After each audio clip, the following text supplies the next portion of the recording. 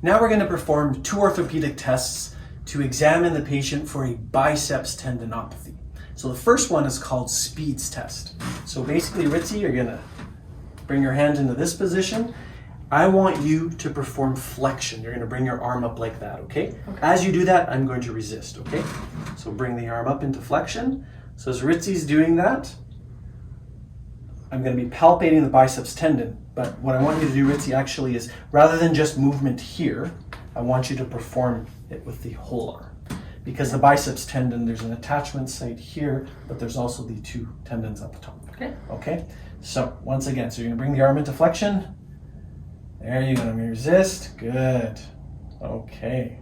Perfect. Nice. And relax. So that's Speeds test. And now the next one is called Yergasons Test. So this one tests supination, which is another action performed by the biceps. So you're going to bring the arm into this position, and supination is the turning of the palm up like that, okay?